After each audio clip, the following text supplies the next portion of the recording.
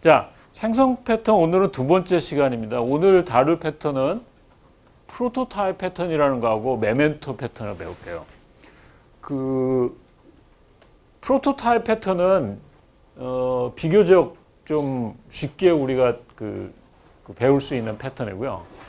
이 메멘토 패턴이 조금 어떤 책, 우리 교과서에도 지금 다루지 않고 있고 원래 GOF 책에는 다루고 있는데 조금 어려워요. 그 메멘토 패턴을 좀 잘 이해를 했으면 좋겠고요. 이 두 가지 패턴 다 객체를 생성하는 패턴입니다. 그러니까 객체를 생성할 때 생성자를 부르지 않고 어떤 융통성이 있게 한다든지 생성자를 부를 때 다른 어떤 보통의 생성자하고 좀 다른 어떤 방법으로 우리가 객체를 만드는 그런 스타일입니다. 자, 첫 번째 프로토타입. 예, 여기 지금 키워드에 보면 동일한 객체의 집합을 만들려고 할 때 거의 동일한. 이럴 때 있을까요? 어떤 때 이런 경우가 생길까요? 객체를 우리가 만들 때는 대개 객체의 그 안에 있는 데이터를 이니셜라이즈하고 객체를 하나 만드는데 비슷한 객체를 많이 찍어내고 싶을 때 우리 건축물 이렇게 벽돌 같은 거 이렇게 찍어내잖아요. 그러니까 프로토타입이라는 게 뭐냐면 미리 객체가 다 만들어져 있는 어떤 거를 그대로 이제 뒤에 가면 우리가 클론이라는 말을 엄청나게 많이 쓸 텐데 마치 복제하듯이 찍어내고 싶을 때 그럴 때 쓰는 건데 어떤 때 그런 목적이 있을까요? 그렇게 사용할 필요가 있을 때가 어떤 때 있을까요? 게임 프로그램 만들어 본 사람 있네?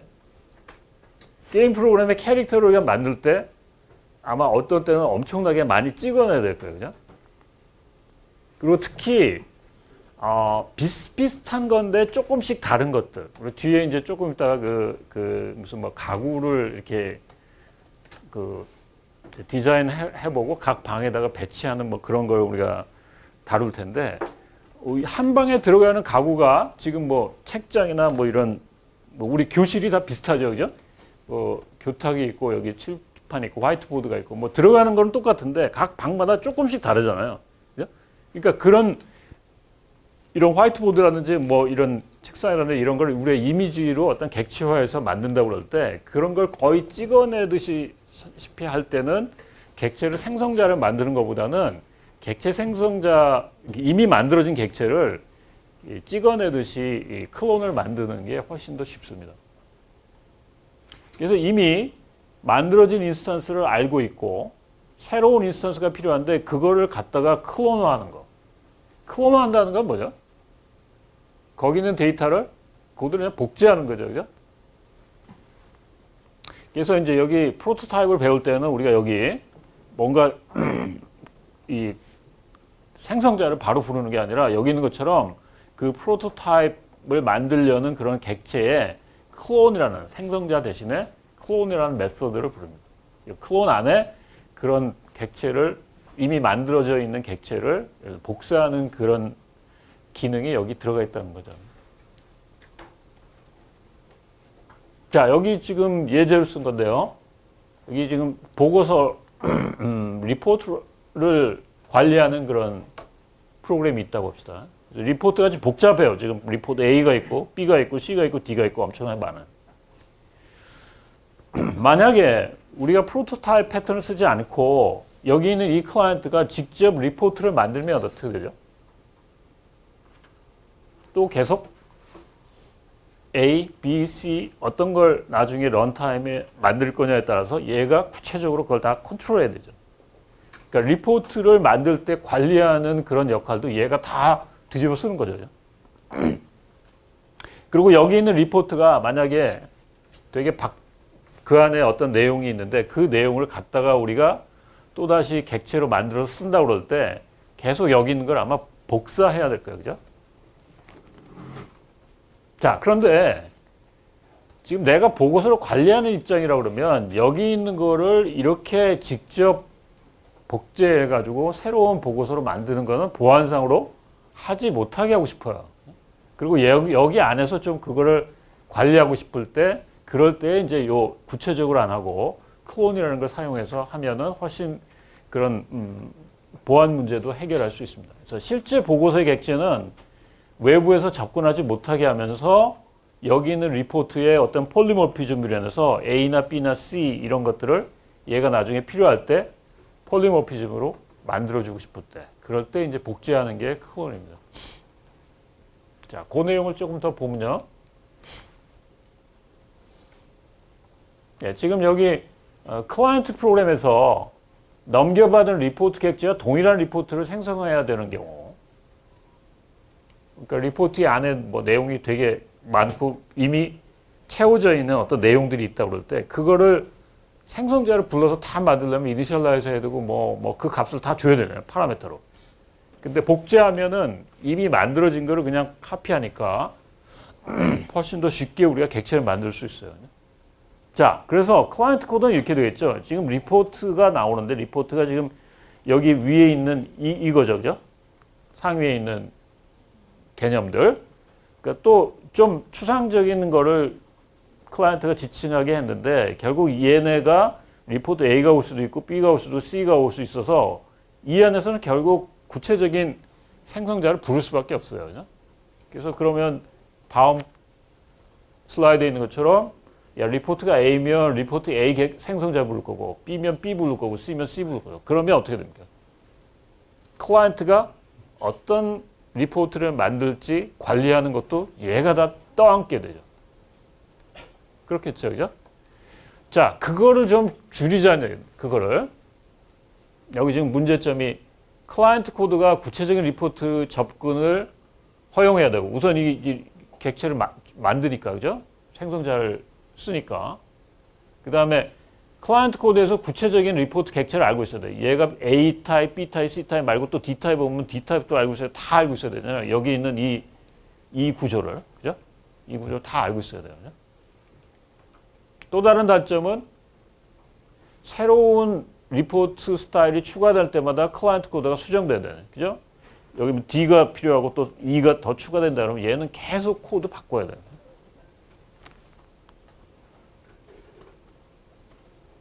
그 다음에 생성자를 불러서 만약 객체를 그냥 생성하는 것만 필요하다 그러면 괜찮은데 지금 여기는 리포트 내용을 또다시 우리가 복제해서 쓴다고 그랬으니까 주어진 리포트에 있는 내용을 우리가 다 새로운 거에 다 카피해야 될 거죠.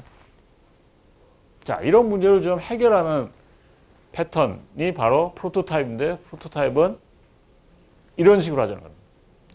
그러니까 클라이언트 코드한테는 야, 이 리포트가 나중에 A가 들어갈 수도 B가 들어갈 수도 C가 들어갈 수도 D가 들어갈 수도 있죠. 아까 우리 그 상속을 이용해서 여기 폴리모피즘으로 가면 런타임에 얘가 A가 오면 A의 클론이 호출되겠죠. 그죠?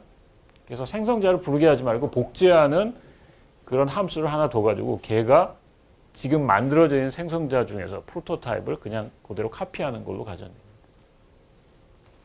그래서 이렇게 만들면 클라이언트 코드가 구체적인 리포트 접근 안 해요. 그죠?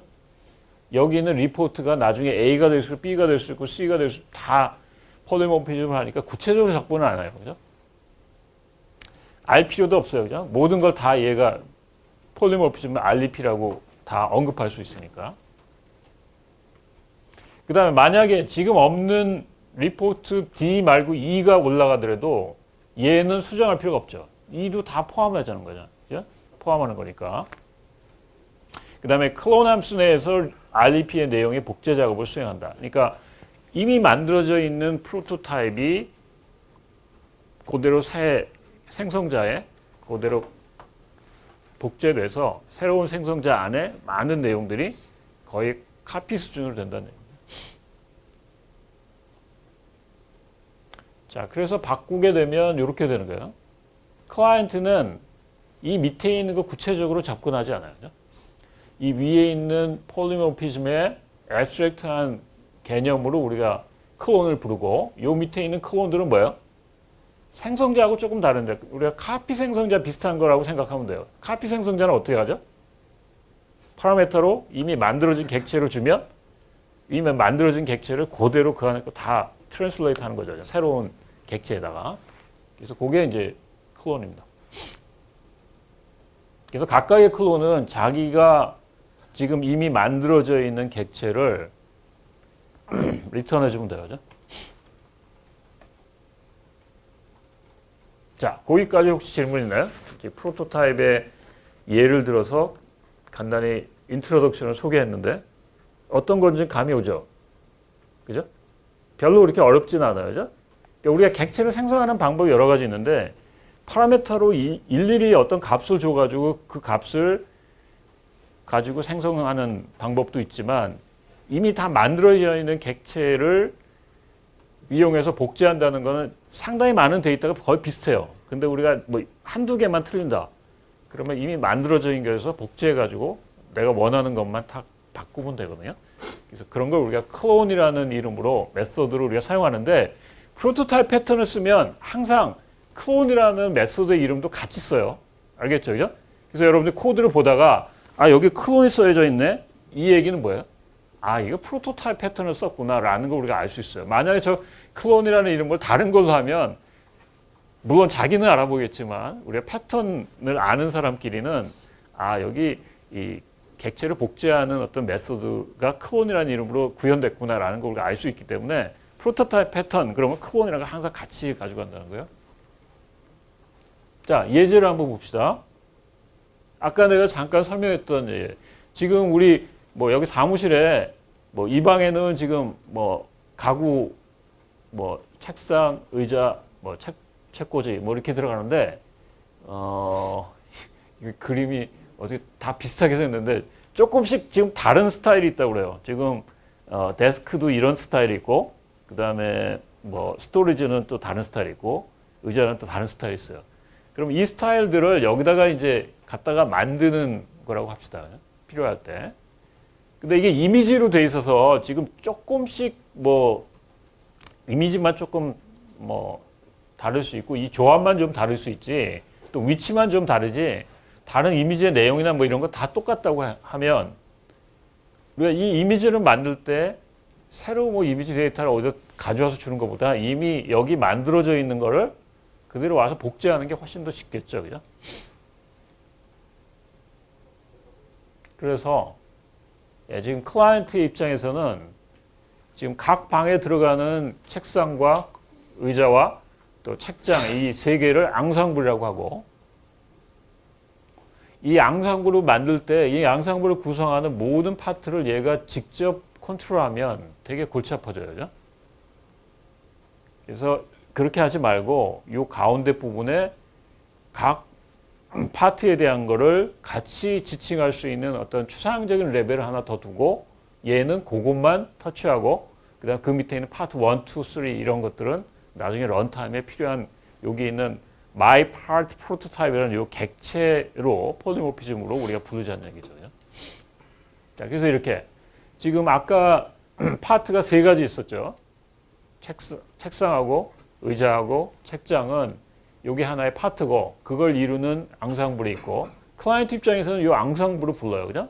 그거 밑에 있는 각 프로토타입을 부르는데 내가 이 마이 파트 중에 뭐 스타일 A가 불릴 수 있고 스타일 B가 불릴 수 있고 여러 가지 지금 내용이 있다 그러면 그 클론을 우리가 부르자는 얘기입니다.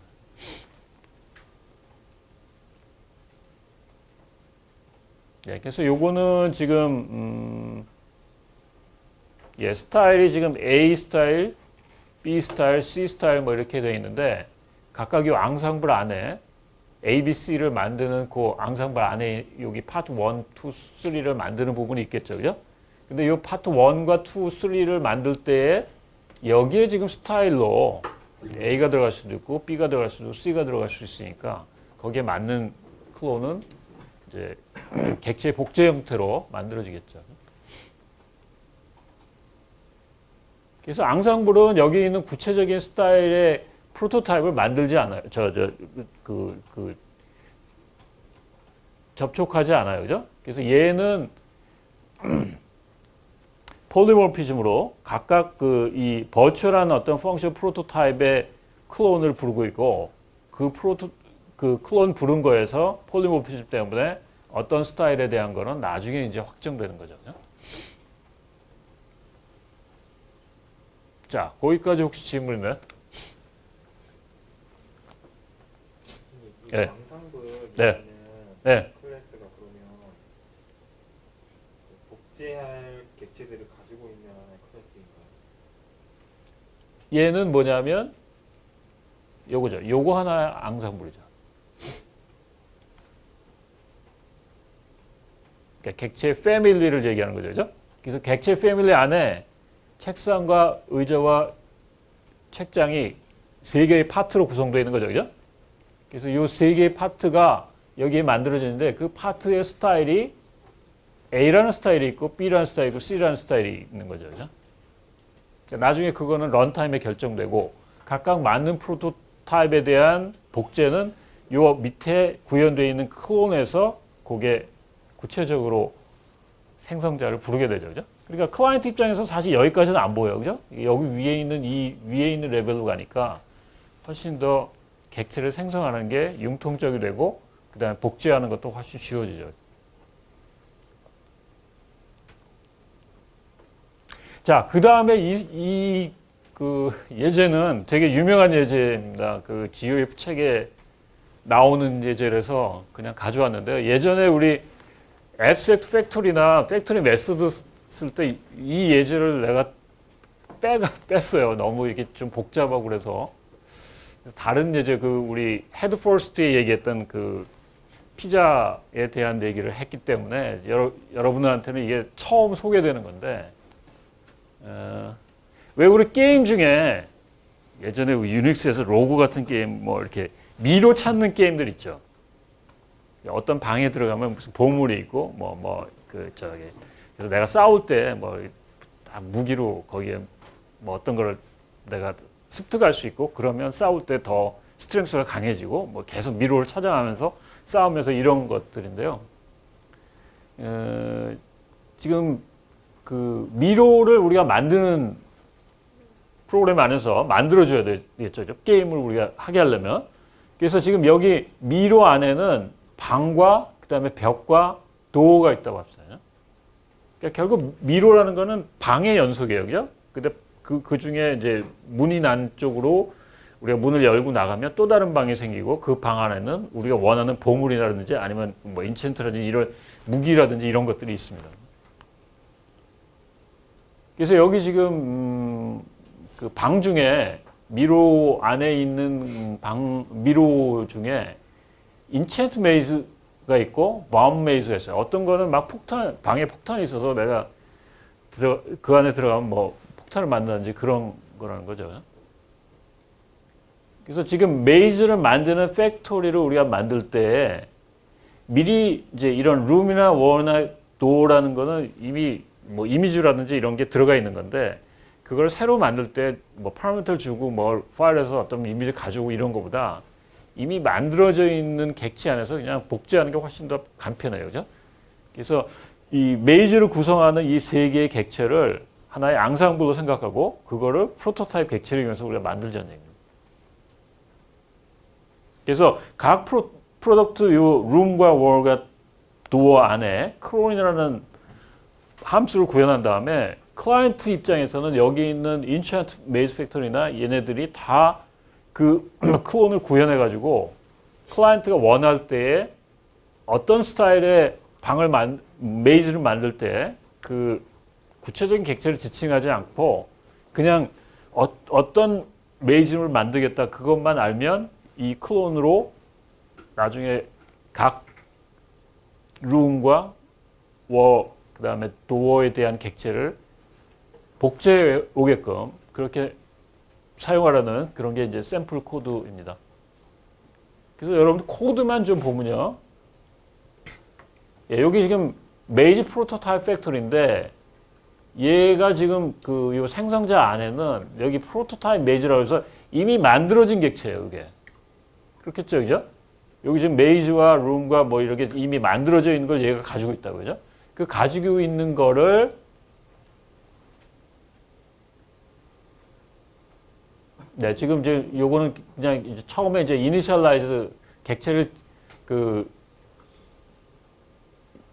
만들기 위해서 우리가 생성자 부를 때 얘기고요. 그 다음에 예, 여기 지금 make 메이지 하는데 여기 안에 보면 프로토타입들을 부르고 있죠, 그죠?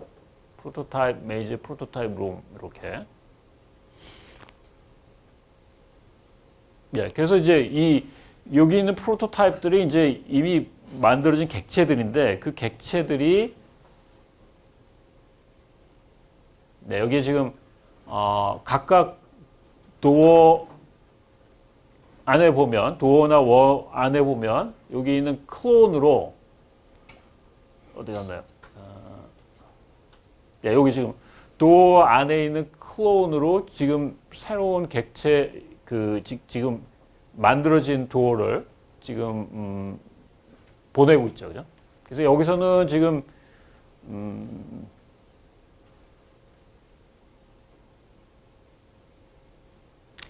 그러니까 지금 만들어져 있는 걸 그대로 하나 만들어서 카피하는 거죠, 그죠? 지금 이 디스는 이 도어라는 놈이 가지고 있는 부분이에요. 여기 지금 어디 갔나요? 봤죠? 여기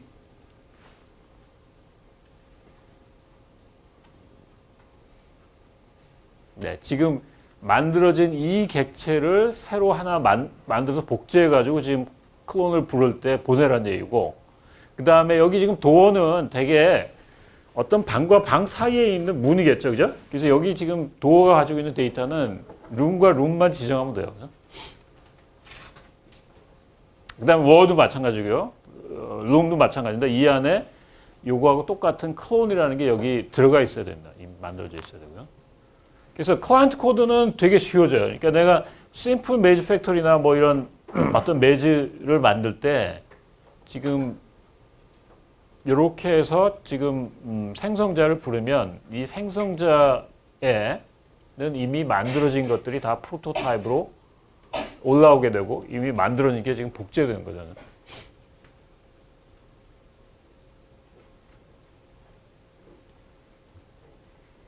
네, 요게 지금 만들어진 객체를 그대로 지금 보내주는 거고요. 그 다음에 여기는 지금 메이즈를 만들 때 create maze라고 해서 지금 그 팩토리를 부르는 거죠, 그죠? 그래서 이 팩토리가 어떤 타입이냐, 지금 심플 메이즈 팩토리냐, 아니면 또 다른 심플 메이즈 말고 뭐 인챈트 메이즈냐, 또 다른 거냐에 따라서 이 팩토리를 다르게 부르면 되니까 그 팩토리가 결국 그 안에 만들어져 있는 어떤 룸이나 아니면 그 도어나 이런 것들을 우리가 복제해서 클론 함수로 이미 만들어진 걸 보내게 됩니다. 네, 여기 bumper는 이제 그 벽 중에 특히 이제 그러니까 보통 베이직한 뭐가 있고 그다음에 이 지금 폭탄이 들어있는 어떤 벽이 있는데 그 폭탄이 들어있는데 여기 범이 표시가 되어 있고요. 그다음에 여기도 지금 클론이 만들어져 있죠. 그래서 여기서는 지금 크리에이트 만들 때 범 메이지를 지금 팩토리를 부른 거예요, 그죠? 그러니까 범 메이지가 여기에 관련되어 있는 이 클론을 부르겠죠, 그죠? 그러니까 아까 우리 그 방의 가구하고 똑같아요. 방의 스타일, 그 가구의 스타일이 뭐 어떤 스타일이냐에 따라서 앙상블이 달라지는 것처럼 여기서도 팩토리가 범 메이즈를 만드는 팩토리가 있고 아까 우리 심플 메이즈는 그냥 아무것도 없는 그냥 메이즈를 만드는 그런 팩토리입니다. 자, 거기까지 혹시 질문 있나요? 그 프로토타입 패턴은 뭐 그렇게 자주 쓰이지는 않지만 하여튼 그 객체가 가지는 데이터 양이 방대해서 근데 그 방대한데 그게 모두 다 다른 게 아니라 상당히 많은 부분이 비슷하면서 일부만 다를 때 그럴 때 막 객체를 찍어내듯이 우리가 카피 컨스트럭터 비슷하게 우리가 만들고 싶을 때 클론이라는 걸 만들 때 사용합니다. 그 다음에 메멘토를 조금 진행할게요. 아직 쉬운 시간이 안 돼서. 자, 메멘토. 이게 기억이라는 뜻이에요. 그러니까 뭐 기억한다, 저장한다, 뭐 그런 뜻이겠죠. 그죠? 우리가 프로그램하면서 어떤 상태를 기억했다가 내가 이 상태가 마음에 안 들어. 그래서 다시 되돌리고 싶을 때, 그런 때 되게 많죠. 예를 들면, 여러분, 워드 짤 때, 어떤 명령을 내렸을 때 그 명령이 계속 어떤 저장됐다가, 기억됐다가, 언두를 하면 아까 상태로 다시 회복하고 싶을 수 있죠. 여기는 지금 바둑 예를 들었거든요. 여기 지금 어떤 게임 회사에서 지금 우리 지난번에 알파고처럼 바둑 두는 프로그램을 지금 만드는데, 내가 지금 유저 인터페이스와 그다음에 이게 수를 물리는 거하고 복귀하기 이런 것들을 우리가 개발을 해야 된다고 합시다. 만약에 물르는 게 없고 복귀하기가 없으면 상태를 기록할 필요가 없죠. 그죠?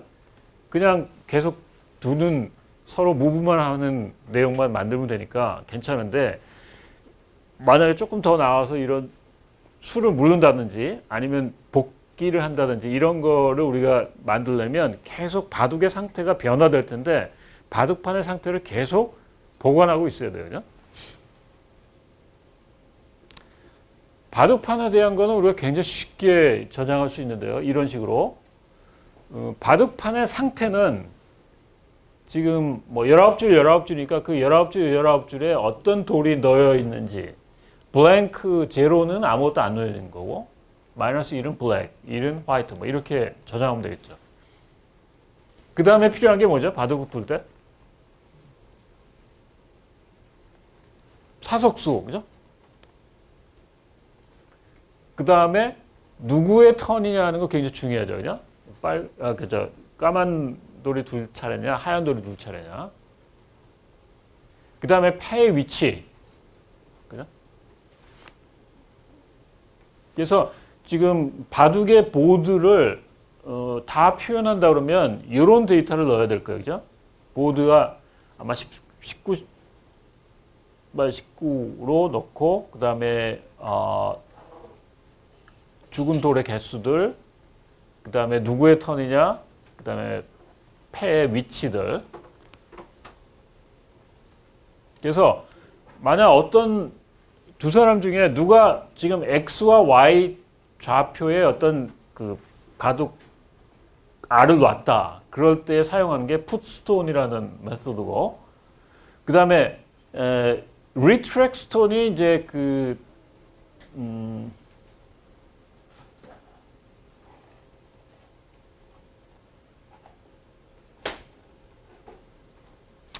몇 번째 돌을 놨는데 그 돌이 어디에 있느냐, 그런 걸 상태를 쭉 추적하는 그런 메소드겠죠.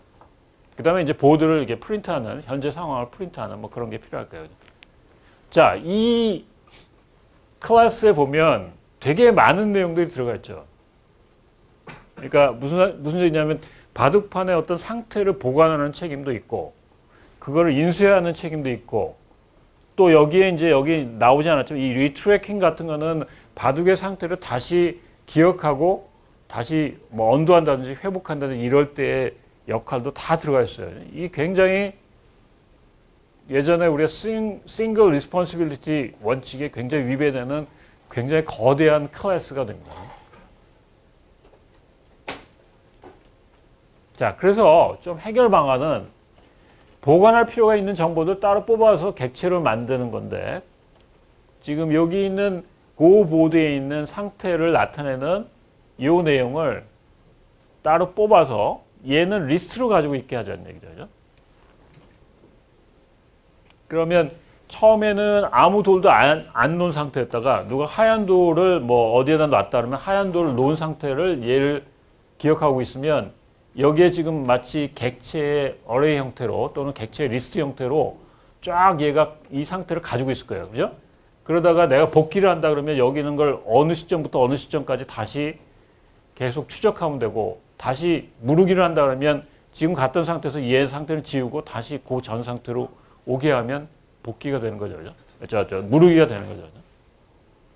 그러니까 둘로 나누자는 얘기예요. 얘는 지금 바둑판에 있는 것들을 관리하는, 좀 그러니까 어떤 바둑판에 있는 것들을 놓고 그다음에 관리하는 그런 책임을 주고, 바둑판의 어떤 상태는 얘가 기억하도록. 그래서 얘를 우리가 메멘토라고 그러는데요. 이 메멘토를 만들게끔 하는 게 이 패턴의 아이디어입니다.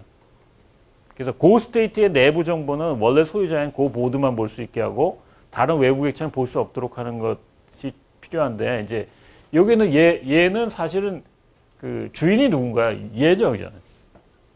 얘만 볼 수 있게 해야지 다른 데서 우리가 다른 클라이언트 프로그램에서 이걸 마음대로 고치게 한다 그러면 문제가 생기겠죠, 그죠? 그래서 마치 우리 C++에서 이 클래스를 야 너만 볼 수 있게 하는 문법이 뭐죠? 그런 거 있잖아요. 우리 어떤 클래스에 프렌드 선언을 하면 걔만 접근할 수 있는 권한이 생기죠, 그죠? 그래서 그런 이런 인캡슐레이션 하는 얘가 얘의 캡슐 안에 들어가 있는 것처럼 얘의 소유라는 그런 선언을 하는 게 마치 C++의 프렌드 선언인데 얘의 프렌드는 얘다. 그래서 너만 쓸 수 있게 만든다든지 그렇게 할 수 있겠죠. 그래서 원래 소유자, 이 고모드에 대한 얘기인데 원래 소유자를 제외한 다른 객체에서 그 메멘토 안에 있는 상태를 접근하지 못하게 하는 거예요. 이렇게 다른 오브젝트에서는 얘를 못 보게 하고 얘만 이쪽에 접근할 수 있도록 하고요. 그 다음에 메멘토 객체 안에는 여기 있는 go state, 그래서 어떤 상태에서 다음 상태로 간다. 이 상태에 대한 변화를 얘가 기록할 수 있게 하고요. 그 다음에 메멘토를 생성하고 접근하고 이제 나중에 복원하는 이런 내용들은 다 누가 관리냐면 얘가 관리해야 되겠죠. 그래서 그 안에 여기 지금 get state라든지 set state, 새로운 상태로 변화하게 한다든지 또 뭐 상태를 다시 복원한다든지 이런 내용이 다 여기에 지금 메소드로 들어가고 그거를 누가 부르냐면 얘가 부르게 하는 거죠.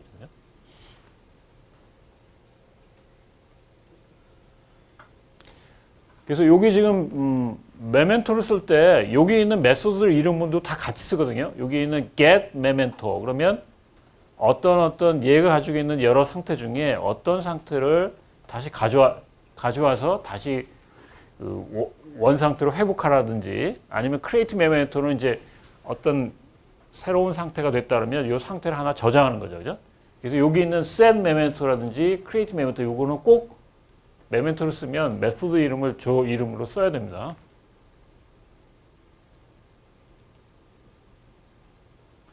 여기 코드만 잠깐 보고 쉬었다 하겠는데 여기 코드를 보면 우선 상태를 만드는 놈은 얘예요. 그죠? 관리하고. 그래서 얘가 지금 어떤 상태의 주인이 되는 거죠. 그죠? 그 다음에 이 상태가 계속 변화될 때 기록하게 하기 위해서 여기 있는 create memento를 만드는 거예요. 그러니까 이 상태를 저장하는 놈이죠. 얘도 지금 메멘토도 state라는 걸 가지고 있죠. 그죠? 그래서 여기 지금 set memento 그러면 set memento의 어떤 go memento를 만든 거를 주면 그 메멘토가 가지고 있는 상태로 다시 세트하라는 얘기죠. 이거를.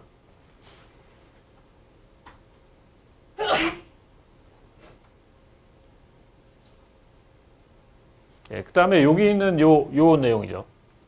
여기 지금 클래스 go memento 안에 friend class go board라고 있는데 그 얘기는 여기 안에 있는 것들을 접근하려는 어떤 권한을 얘한테 주는 거죠.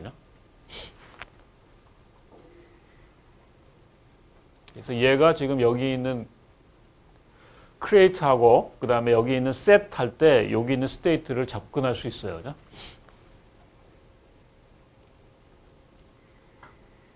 자, 그래서 메멘토를 잠깐 정리하면 캡슐화를 어기지 않으면서 특정 상태의 정보를 좀 객체 클래스 밖으로 빼내는 거예요. 그죠? 그렇게 빼내는 이유는 뭐냐면 그 클래스의 어떤 아까 우리 그 바둑판의 어떤 상태처럼 그 상태에 대한 정보를 객체로 가지고 있으면 나중에 그거를 객체로 쭉 나열해 가지고 어떤 히스토리를 쫙 볼 수 있기도 하고 그 다음에 어떤 상태로 회복할 때 굉장히 쉽기 때문에 그렇습니다. 그래서 여기 지금 토큰이라는 별명이 있는데 토큰이라는 게 하나의 뭐 이 메멘토가 가지는 게 하나의 토큰이에요. 그죠? 어떤 상태를 보관하는 그런 거요. 그래서 어떤 쓰냐면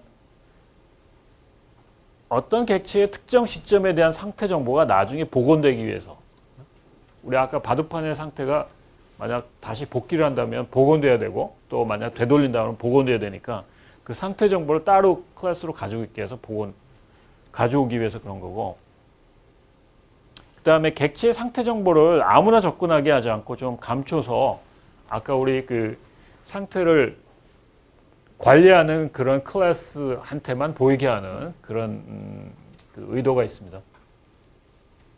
그래서 이 그림을 잘 기억하세요. 여기 있는 오리지네이터가 여기 있는 메멘토 상태에 대한 정보를 기억을 관리하는 입장입니다. 그러니까 얘가 어떤 상태를 기록할 때 이 메멘토를 크리에이트하고 그 다음에 나중에 복원한다 그러면 이 메멘토에 있는 값을 가져와서 자기 상태로 만들어야 되겠죠. 그죠? 그래서 얘는 그 상태를 관리하는 입장이고요. 그 다음에 여기 있는 센 메멘토가 어떤 상태가 하나 만들어졌을 때 그 상태를 하나 만드는 거고 크리에이트가 만드는 거고 그 다음에 센 메멘토는 지금 현재 스테이트를 아까 만들어준 상태로 다시 복원하는 겁니다. 센 메멘토가. 그래서 크리에이트 메멘토는 그냥 요거 어떤 상태를 지금 바둑판에 있던 다른판에 무브된 상태를 가지고 얘를 하나 만드는 거고 얘는 이미 만들어져 있는 어떤 거를 가져와서 지금 현재 상태로 다시 복원하는 겁니다.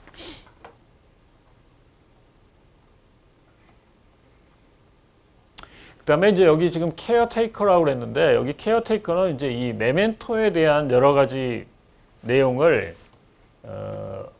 이제 관리하는 입장인데 요거는 이제 얘는 지금 요 메멘토의 내용을 소유하고 있는 입장이죠. 그죠?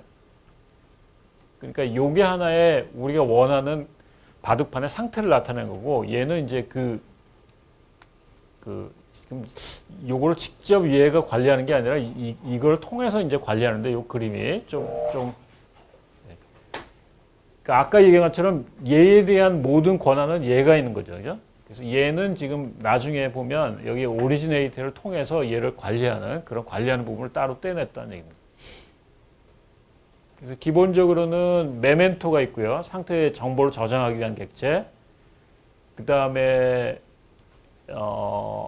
오리지네이터는 그 상태를 메멘토를 생성하고 그 다음에 다시 되돌리는 그런 기능을 가지고 있는 오리지네이터가 있고요. 그 다음에 케어테이커는 이제 나중에 그 메멘토에 대한 걸 뭐 복원하거나 관리하거나 생성하거나 뭐 이럴 때 이제 그 하우스키핑하는 그런 내용들이 들어가 있습니다. 예, 요거는 조금 이따 설명하고 만약에 이 메멘토를 안 만들면 어떻게 될까요? 이 패턴을 적용하지 않았다. 그러면 아까 얘기한 것처럼 이 오리지네이터가 가지고 있는 일들이 되게 커요. 그러니까 얘가 여기 있는 이 상태에 대한 어떤 관리를 얘가 다 떠맡게 되죠. 그러니까 얘가 상태를 보관만 할 뿐만 아니라 그거를 다 케어하는 그런 일도 얘가 가지고 있으니까 얘에 대한 책임이 엄청 커져요.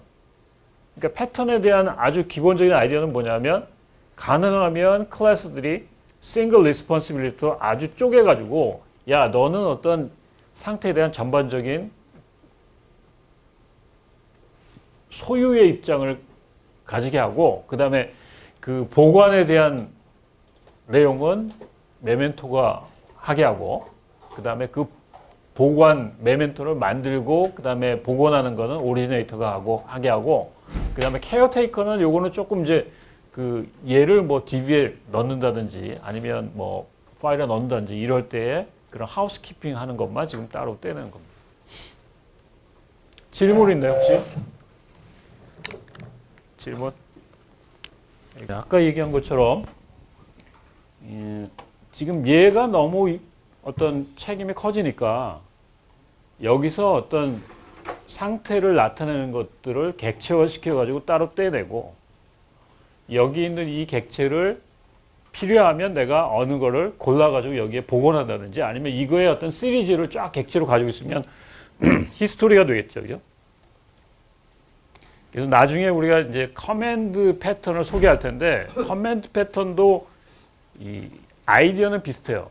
이 어떤 메뉴를 누를 때에 어떤 그 내가 메뉴 누른 게 어떤 함수 안에서 어떤 그 if나 스위치 문장으로 이렇게 쫙 갈라지는 게 아니라 아예 객체 하나로 만들면 훨씬 커맨드를 객체화해서 관리하기가 쉬워지거든요. 그러니까 우리 보통 이제 뭐 메뉴를 누르는 거 자체도 하나의 상태로 볼 수 있죠. 그 메뉴를 눌렀다는 거를 다시 언두하면은 차곡차곡 쌓여졌던 게 아까 최근 것부터 다시 회복하는 것처럼 이 어떤 객체의 상태를 객체화하는 거를 메멘토라고 합니다.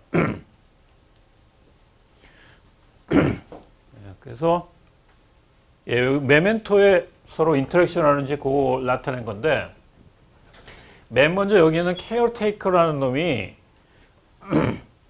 처음에 이제 그 오리지네이터하고 그다음 메멘토를 이제 만들어 주는 거죠. 얘가 전체적인 걸 다 관리하는 거예요. 그죠?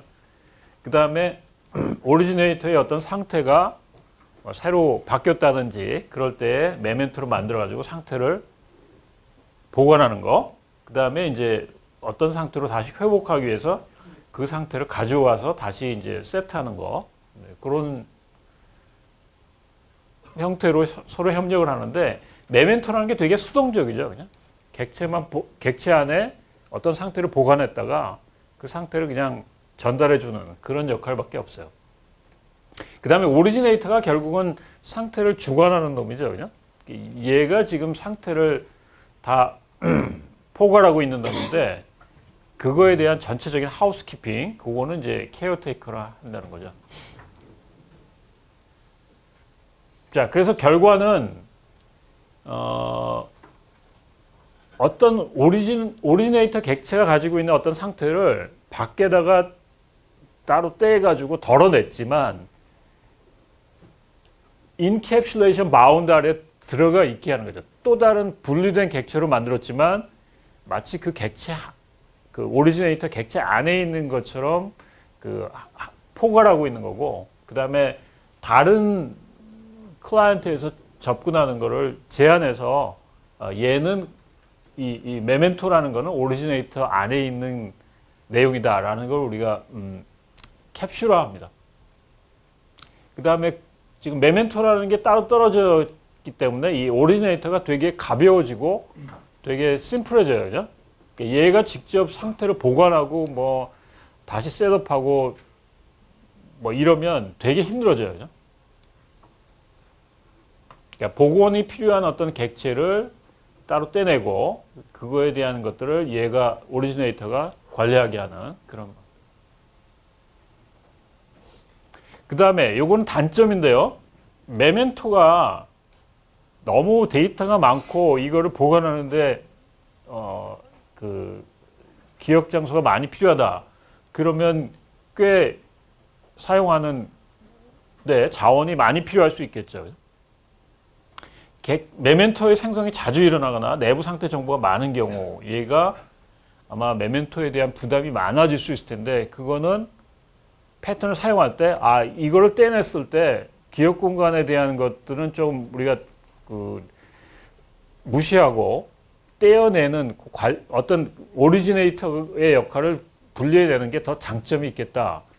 뭐 저장하는 기억 공간을 우리가 좀 무시할 수 있다 그러면 이 패턴을 사용하는 게 좋고 이게 너무 부담이 된다. 그러면 오리지네이터 안에 있는 게 훨씬 더 좋을 수도 있죠. 그거는 항상 우리가 트레이드 오프예요. 그러니까 모든 걸 다 만족할 수 있으면 좋지만 장점과 단점을 비교해서 절충안을 찾는 게 제일 좋겠죠. 그 다음에 메멘토에 대한 인터페이스는 아무나 다 들어가게 안 하죠. 그죠? 범위가 광범위한 게 아니라 아주 좁게 해서 오리지네이터만 걔가 관리하게 하게끔 하는 그런 형태입니다. 그래서 아까 우리 특정 언어 C++에서는 메멘토를 접근할 수 있는 클래스의 특권을 friend라는 걸도 선언을 했었는데 뭐 이 문법이 없는 데서는 조금 좀 그게 약하지만 그래도 프라이빗으로 해서 걔만 쓰게 할 수도 있겠죠. 그래서 여기 지금 C++에서 이제 인캡슐레이션을 위해서 메멘토 안에 있는 것들을 접근하기 위한 것을 오리지네이터한테만 권한을 줄 수도 있고요. 그 다음에 메멘토에 저장하는 정보의 양이 너무 많은 경우, 그러니까 예를 들면 지금 뭐 대부분 다 똑같은데 일부만 바뀌어서 상태가 저장될 때는 바뀌는 것만, 매번 상태 저장하는데 모든 내용을 다 저장하는 것보다 어느 부분만 바뀌었다. 아까 우리 바둑판 같은 거 그렇죠, 그죠? 바둑판은 우리가 몽땅 다 저장하면 모두 하나 바둑도 놓을 때마다 이게 저장이 쫙 바뀌는데, 그렇게 하지 말고 이 상태에서 다음 상태로 바뀔 때 몇 개만 바뀌었다. 그 델타만 저장하면 훨씬 더 메멘토가 기억하는 게 훨씬 더 적어져요. 그죠? 직전에 생성된 메멘토에서 다음 거로 변경되는 것만 저장하면 훨씬 더 메멘토에 대한 기억 공간에 대한 부담은 적어집니다. 네, 그래서 이게 지금 아까 우리 고 보드에 대한 그 샘플 프로그램인데요. 고 보드가 아까 오리지네이터라고 그랬죠, 그죠? 그래서 여기 고 보드 밑에 있는 상태가 이게 지금 현재 바둑판의 상태를 얘기하는 거예요, 그죠? 지금 현재 놓여 있는 상태. 그 다음에 여기 있는 메멘토가 바둑판에서 누가 바둑돌을 뒀을 때 상태가 변하니까 새로운 상태를 하나 만드는 거예요, 메멘토를. 그 다음에 그 상태를 여기다 메멘토에 저장하게 하는 거고, 그 다음에 여기는 set 메멘토는 그 메멘토가 가지고 있는 어떤 상태, 아까 요전에 바로 전에 있는 뭐 누르기 위한 상태로 간다든지 그럴 때 가져와서 지금 get state를 해가지고, 그 다음에 여기 있는 카피를 하면 이 카피가 바로 어디에 저장돼요? 지금 현재 상태로 저장되는 거죠, 그죠? 아까 그 메멘토가 복원하고 있던 상태가 여기에 지금 다시 복원되는 겁니다. 그 다음에 스테이트는 여기 지금 아까 여기 그 고보드가 가지고 있는 스테이트요. 요걸 얘기하는 겁니다. 그래서 요 스테이트는 아까 우리 얘기했지만 여기 뭐 바둑판의 내용을 투 디멘셔널 어레이로 만들 수 있고, 그 다음에 죽은 돌들, 그 다음에 뭐 패 위치들 뭐 이런 걸 가지고 있으면 되겠죠. 그 다음에 상태를 만드는 거, 이 부분이 지금 나중에 그 메멘토를 크리에이트 할 때 얘를 아마 부를 거예요. 그죠? 그리고 여기 있는 스테이트는 결국 고 메멘토하고 고 보드하고 둘만 사용하니까 여기 프렌드라는 선언을 한 거고요. 그 다음에 카피 부분이 이제 나중에 복원될 때 이 스테이트를 카피하기 위해서 지금 카피 컨스트럭터를 하나 만든 겁니다. 그래서 지금 여기 파라미터로 전달되는 src라는 스테이트가 지금 현재 상태로 다 복원되는 거죠. 그죠? 그 다음에 여기 고 메멘토가 바로 아까 얘기했던 것처럼 여기 스테이트를 가지고 있어요. 그죠? 그 복원하는 스테이트. 그래서 거기 스테이트 안에는 이제 나중에 그 상태를 관리하기 위한 여러 인터페이스들이 지금 정의가 되어 있습니다. 뭐 죽은 도로 골라간다든지, 그 다음에 뭐 어떤 XY 위치가 패인 경우에 뭐 되돌리는 경우, 그 다음에 그 보드를 카피하는 경우, 그죠? 그래서 여기 있는 요 메멘토에 대한 이런 인터페이스를 나중에 이제 그 원래 오리지네이터가 이런 걸 이용해서 그 스테이트를 잘 관리하겠죠. 그 다음에 여기 이제 고 메멘토가 아까 우리 그 새로운 스테이트를 주고 하나 만드는 거고, 그 다음에 고 메멘토가 현재 상태를 나중에 봉헌할 때 이 부분이 하나 카피되는 거고요.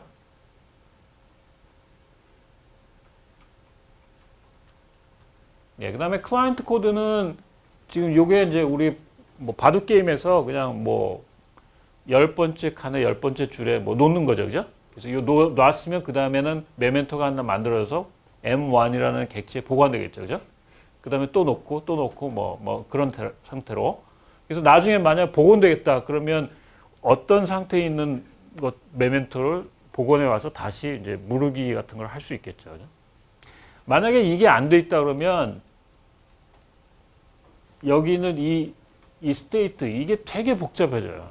그러니까 메멘토가 가지고 있는 여러 인터페이스들이 여기에 다 저장이 되거든요. 그리고 클라이언트가 그걸 다 일일이 또 관리하게 되면 되게 역할들이 복잡해지고 책임들이 많아져서 코드가 되게 복잡해져요. 근데 이렇게 되면 각각 교통 정리가 잘 돼서 메멘토가 해야 될 일들이 딱 심플하게 되고, 그다음 오리지네이터 하는 일이 심플하게 되고, 클라이언트도 굉장히 심플하게 되죠. 네, 그래서 메멘토를 좀 정리하면요. 예, 이거는 이제 이런 패키지에 쓰였다는 얘기인데, 메멘토. 이거는 좀 생략하고, 예, 이 관련되는 패턴. 아까 내가 얘기했죠. 커맨드 패턴이라는 게 있는데, 나중에 우리 아마 다룰 거예요. 행위 패턴 소개할 때. 그러니까 보통 우리가 프로그램 안에서 메뉴 하나하나를 되게 어떻게 관리하냐면, 처음에 UI 들어갔을 때 그 메뉴가 눌려지면 그 메뉴의 엔진 부분으로 점프하는 스위치 문장을 엄청 많이 달게 되죠. 그죠? 그러니까 스위치 문장 쓰고, 그 다음에 커맨드가 만약에 카피라고 그러면 카피를 실행하는 프로그램 부르고, 그 다음에 뭐 페이스트라고 하면 페이스트 실행하는 문제 부르고, 그렇게 해서 결국은 커맨드가 어디 나오냐면 그런 프로시저라는 부분의 조건으로 나오잖아요. 그죠? 근데 그거를 따로 떼내가지고 객체화하면, 커맨드라는 객체화로 하면 마치 메멘토처럼 그 커맨드가 계속 하나의 객체로 돼가지고 저장이 될 수도 있고, 나중에 언두하면은 그 객체가 회복돼가지고 그 전 상태의 어떤 커맨드로 실행될 수 있습니다. 요거는 나중에 또 설명하고요. 거의 개념이 비슷해요. 그 다음에 이터레이터라는 놈이 이제 여기 쓰일 수도 있는데, 이거는 메멘토를 우리가 가져올 때 이 메멘토가 뭐 링크 형태로 될 수도 있고 어레이 형태로 될 수도 있고 메멘토의 어떤 자료 구조가 여러 가지 형태로 될 수 있는데, 그거를 컨테이너 입장에서 오리지네이터 입장에서 메멘토를 가져오게 할 때 이제 이터레이터 같은 걸 쓸 수가 있습니다.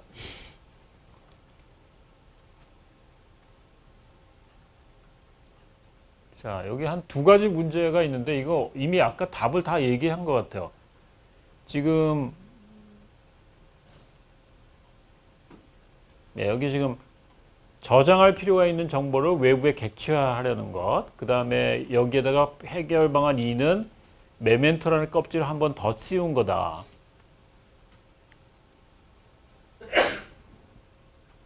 그러니까 해결 방안 1 같은 거는 이제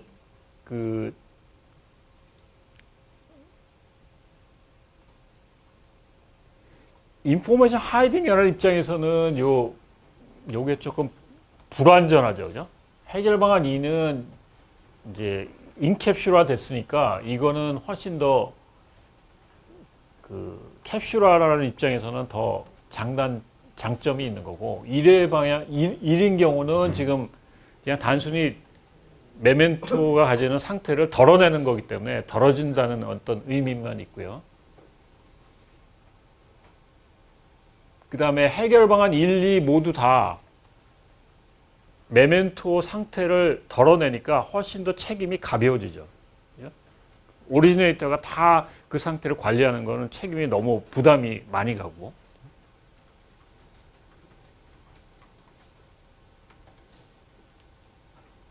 그 다음에 이거는 한번 여러분들이 우리 실습하기 전에 하는 과제로 한번 생각해 보면 좋을 것 같아요. 그죠? 지금 우리 워드 프로세서를 만든다고 그럴 때 워드 프로세서도 분명히 텍스트 에디터가 현재 상태가 있을 거예요. 그죠? 그러니까 뭐 텍스트가 들어가 있고 뭐 테이블이 들어가 있고 뭐 그림이 들어가 있고 막 다 포함되어 있는 어떤 스테이트인데, 그 스테이트를 하나의 상태로 메멘토로 만들고, 그 다음에 여기 있는 텍스트 에디터는 아까 그 케어테이커처럼 어떤 관리만 하고, 그죠? 그 다음에 여기 있는 놈이 이 스테이트가 여기 있는 오리지네이터가 가지고 있는 스테이트죠. 그죠? 그래서 그 스테이트는 지금 현재 파일 네임과 XY 좌표와 그 다음 라인 넘버와 뭐 지금 우리가 라인 에디터라고 그러면 그 라인 에디터의 어떤 커서의 위치들, 그 현재 상태를 나타낸 거고, 그 다음에 그 상태에 여러 가지 뭐 캐릭터를 애드한다든지 리무브 한다든지 언두 한다든지 이런 것들은 얘가 오리지네이터로 관리하고, 근데 실제 이 스테이트만 따로 떼가지고 메멘토가 지금 관리하겠다는 얘기죠. 그죠?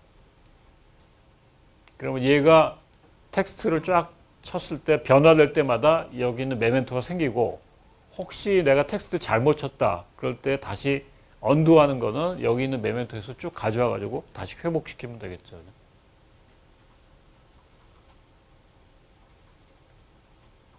그래픽 에디터도 마찬가지예요. 그죠? 만약에 그래픽 에디터에서 사용하는 쉐입, 그러니까 뭐 원이든지 동그라미든지 뭐 그런 쉐입들은 다 이 오리지네이터가 되겠죠. 그죠? 그다음에 그 쉐입들이 조금씩 뭐 늘린다든지 좌표가 이동됐다든지 뭐 쉐이딩이 다르게 됐다든지 그럴 때의 메멘토는 얘가 가지고 있고, 그죠? 그다음에 그 쉐입을 전체적으로 관리하는 그래픽 에디터는 얘고, 그죠? 그 케어테이커. 그래서 만약에 그림판 같은 데서 내가 그림을 그렸다. 그럴 때 조금씩 변동되고 뭐 확장되고 이동되고 뭐 이런 것들은 얘가 다 가지고 있는 거고, 그죠? 그다음에 구체적인 쉐입은 얘가 정의되어 있는 거고, 그죠? 만약에 그렇게 안 돼 있고 쉐입이 모든 정보를 다 가지고 있다 그러면 그 쉐입들이 변경됐을 때 어떤 히스토리를 얘가 다 가지고 있어서 되게 그 히스토리를 관리하는데 복잡해지고 이 클래스가 굉장히 뚱뚱해지는 부담이 많이 가는 책임이 많이 지워지는 그런 클래스가 돼요. 그죠? 그래서 거기서 그 히스토리를 관리하는 그런 상태를 저장하는 걸 따로 떼내고 그거를 이 객체를 통해서 쭉 관리하면 훨씬 더 편해진다는 거죠. 자, 질문 있나요, 혹시? 메멘토가 조금 그 이해하기가 조금 어려울 수도 있는데 한번 잘 읽어보고 그 우리 교과서에는 이 마이너한 패턴들이 좀 잘 안 나와 있어서 조금 불만인데 인터넷에 좀 찾아보세요. 그러면 아마 패턴 공부하는 사람들이 자기 블로그에 이런 내용을 엄청 많이 쉽게 써놨을 거예요. 그래서 메멘토 패턴은 우리 교과서에 없죠. 그죠? 그 아마 우리 교과서가 지금 23개 패턴을 다 커버하지 못하고 있어서 조금 그런데 다른 패턴 책을 찾아보거나 아니면 인터넷 찾아보고 메멘토 패턴을 한번 잘 좀 복습을 해보세요. 질문 있나요, 혹시? 그래서 오늘까지 생성 패턴은 끝났고요. 다음부터는 또 다른 패턴으로 좀 넘어가겠습니다. 자, 오늘은 여기까지 할게요.